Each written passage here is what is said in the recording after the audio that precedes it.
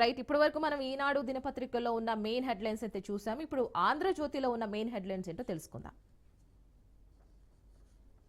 So మొత్తానికి పెద్ద పెద్ద అక్షరాలతోనే మనకి హెడ్లైన్స్ ఇక్కడ కనిపిస్తున్నాయి. రగడ రగడ. సో ఏ పేపర్లో చూసుకున్నా ఈ హెచ్సియు భూముల విషయం గురించే రగడ జరుగుతుంది. మరి ఇప్పటి నుంచి కాదు, చాలా రోజుల నుంచి ఈ రగడ జరుగుతూనే ఉంది. విద్యార్థులపై మనం చూసుకున్నట్లయితే పోలీసులు ఎంత కర్కశంగా ప్రవర్తిస్తున్నారో మనం చూస్తూనే ఉన్నాం.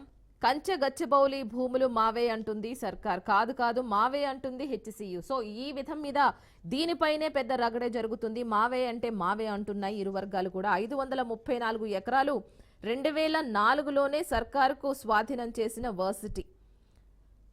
మరి ఎటువంటి పత్రాలు లేకుండా ఇప్పటి వరకు ఇన్ని రోజులు నిరసనలు తెలుపుతున్నా కూడా ఎటువంటి పత్రాలు బయటకు రాలేదు. అయినా కూడా 534 ఎకరాలు 2004లోనే సర్కారుకు స్వాధీనం చేశామంటూ ఇప్పుడు రాసుకొచ్చారు. ఇక బదులుగా గోపనపల్లిలో 397 ఎకరాలు హెచ్సియుకి ఇచ్చిన సర్కార్. మరి అందులో 397 ఎకరాలని హెచ్సియుకి ఇచ్చిందంట అప్పట్లో సర్కార్. ఇక అప్పట్లోనే ఐఎంజీకి న్యాయ వివాదాలు కూడా పంపించింది. ప్రభుత్వ భూములేనన్న సుప్రీంకోర్టు. ఆ తర్వాత ఆ భూములు టీజీఐఐసికి స్వాధీనం చేసుకోవాలని కూడా సూచన పంపించింది. వర్సిటీ రిజిస్ట్రార్ సమ్మితో లాస్ట్ ఇయరే సర్వే చేశారంట. కానీ హద్దులు గుర్తించారు కూడా. ప్రభుత్వం అక్కడున్న హద్దులను కూడా గుర్తించింది. గుర్తించిన తర్వాతే ఆ భూముల్ని హెచ్సియుకి సర్కార్ అప్పచెప్పింది.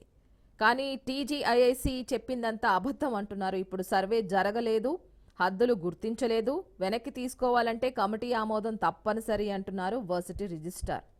ఇక నాడు భూములు అమ్మొద్దన్నావు, నువ్వు చేసిందేంటి అంటూ దీనిపై కేటీఆర్ గారు రేవంత్ని ప్రశ్నిస్తున్నారు. ఇక విద్యార్థినిల జుట్టుపట్టి లాక్క వెళతారా అంటూ బండి సంజయ్ కూడా దీని మీద హర్షం వ్యక్తం చేస్తున్నారు. అంటే వ్యతిరేకిస్తున్నారు. మానవత్వం లేదా అంటూ వ్యతిరేకిస్తున్నారు బండి సంజయ్ అని కేటీఆర్ కూడా. ఇక పోలీసుల తీరైతే ఇంకా చెప్పనవసరం లేదు. ఎంత కర్కశంగా ప్రవర్తిస్తున్నారో మనం చూస్తూనే ఉన్నాం విద్యార్థులపైన. మరి ఖండించిన విద్యార్థులు, యువజన సంఘాలు సో నేటి నుంచి అక్కడున్న స్టడీస్ని కూడా ఆపేసి సమ్మె చేస్తామంటున్నారు విద్యార్థులు కూడా.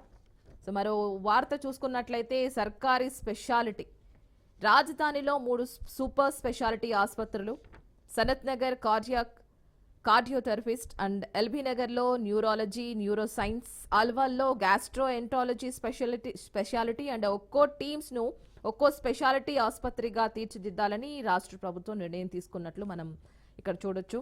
ఇక జూన్ నాటికి అందుబాటులోకి సనత్ నగర్ టీమ్స్, ఇక మిగిలిన 2 ఈ ఏడాది చివరి నాటికి అందిస్తామంటుంది ప్రభుత్వం. ఇక రాజధానిలో 3 సూపర్ స్పెషాలిటీ ఆసుపత్రులు రాబోతున్నాయి. సో ఇది చాలా హ్యాపీ అయిన విషయమే. సో మరో వార్త చూసుకున్నట్లయితే హెచ్సిఏ అండ్ ఎస్ఆర్హెచ్ వివాదంలో సీఎం సీరియస్. విజిలెన్స్ విచారణకు ఆదేశం. దీనిపైన విచారణాధికారిగా కొత్తకోట ఎస్ఆర్హెచ్ను వేధిస్తే సహించేది లేదని సీఎం హెచ్చరించారు. అండ్ ఉత్కంఠంగా కాదు డబ్బులకే అడిగాం, ఉచితంగా కాదు డబ్బులకే అడిగాం, హెచ్సిఏ వెల్లడి. ఇచ్చిన హామీని ఎస్ఆర్హెచ్ నిలబెట్టుకోలేదని ఆరోపణ చేశారు. హైదరాబాద్లోనే మరి ఇప్పుడు ఈ హెచ్సిఏ వర్సెస్ ఎస్ఆర్హెచ్ వివాదం రాజుకుంది. మరి దీనిపైన మనం చూసుకున్నట్లయితే సీఎం సీరియస్ అయ్యారు కూడా. అండ్ దీనిలో కూడా మన వాన్గార్డ్ జీసీసీ గురించి ఒక చిన్న హెడ్లైన్స్ అయితే వేశారు. వాన్గార్డ్ అనే ఒక సంస్థ మన హైదరాబాద్లో పెద్ద ఇంటర్నేషనల్ బ్రాండ్ తోటి రాబోతుంది. సో దానిలోకి ఎంప్లాయ్మెంట్ని తీసుకోబోతున్నారు.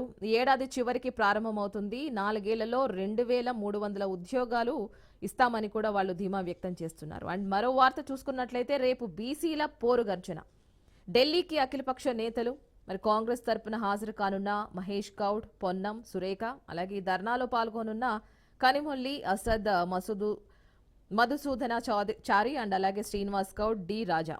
మరి ఇప్పటికే ఢిల్లీలో బీసీ సంఘాల నేతలు ఉన్నారు. అక్కడ చర్లపల్లి నుంచి బయలుదేరిన ఇప్పుడు ప్రత్యేక రైల్లో కూడా వెళ్తున్నారు. అండ్ రేపు బీసీల పోరుగర్జన ఎలా ఉండబోతుందో మనం వేచి చూడాలి. ఇంకొక విషయానికి వస్తే వేతన జీవులకు పన్ను ఉపశమనం. సో ఇది కూడా ఒక హ్యాపీ న్యూస్ అనే చెప్పుకోవాలి. వేతన జీవులకి, ప్రతి ఉద్యోగులకి పన్ను ఉపశమనం అంటూ ఒక హెడ్లైన్స్ అయితే మనకు వచ్చింది. 12.75 లక్షల దాకా ఆదాయం పన్ను ఉండదు అంటున్నారు. ఇక టీసీఎస్ నిబంధనల బ్యాంక్ ఖాతాల్లో కనీస అందులో నిల్వ ఉంచి తదితరాల్లో మార్పులు కూడా చేస్తున్నారు. మరి నేటి నుంచి అమల్లోకి అంటున్నారు. సో ట్యాక్స్ ఉపశమనం అంటే ఇది పెద్ద విషయం అనే చెప్పుకోవాలి. అండ్ మరో వార్త చూసుకున్నట్లయితే ఈ 3 నెలలు మంటలే. సో మనం చూస్తున్నాం పెరుగుతున్న పగటి రాత్రి ఉష్ణోగ్రతల్ని. సాధారణం కంటే అధికంగా వడగాల్పులు వీస్తున్నాయి. మరి అనేక చోట్ల 45 డిగ్రీల సెల్సియస్ వరకు ఉష్ణోగ్రతలు అయితే నమోదవుతున్నాయి. కొన్ని చోట్ల అంతకు మించి కూడా ఉన్నాయి. ఇక హీట్ వేవ్స్ జోన్లో ఏపీ ఇప్పటికే ఉంది. మరి తెలంగాణ వేసవి ఉపశమనం గురించి ప్రణాళికలు అవసరం అంటున్నారు కూడా అక్కడ జనాలు. అంటే ప్రజలను అప్రమత్తం చేయాలని ఐఎండీ కోరుతోంది.